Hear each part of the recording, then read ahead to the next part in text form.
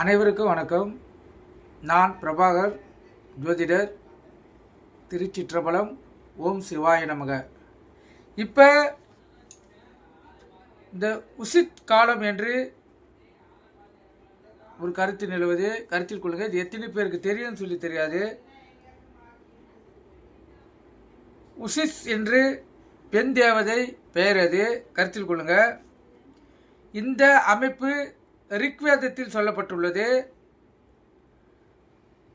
அவளே விடிகால நேரத்தில் சொந்தக்காரங்களாவாங்க. அந்த தேவதை தோன்றிய பிறகு சூரியன் உதயமாகிறது. இந்த காலகட்டம் பார்த்திங்கன்னா விடிகாலை 4 to 6 கருத்தில் கொள்ளுங்க. இக்காலகட்டத்தில்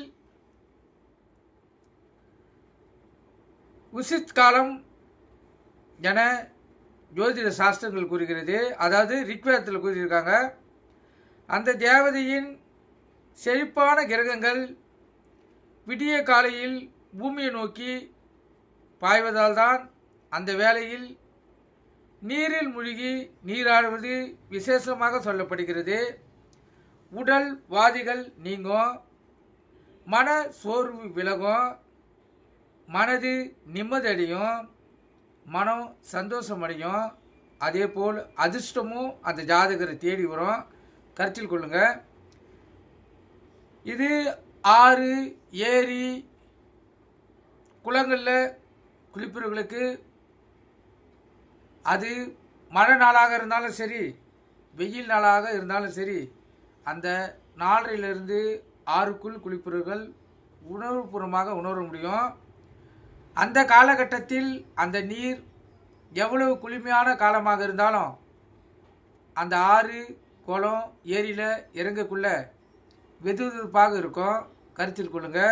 அதுதான் அந்த தேவதையுடைய சக்தி.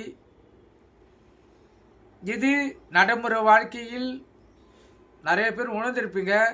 இன்னும் இவ்வளோ காலையில் போய் குளிக்க போகிறோம், ஆனால் தண்ணி வெதுவெதுப்பாக இருக்குதுன்னு. இதுக்கு பேர் தான் உசிஸ் என்னும் பெண் தேவதையுடைய சக்தி. நீங்கள் கருத்தில் கொண்டு நீங்கள் பயன்பெறுங்க. அப்படி ஆறு, ஏரி, குளம் அருகில் உள்ளவர்கள் பயன்படுத்தி பாருங்கள்.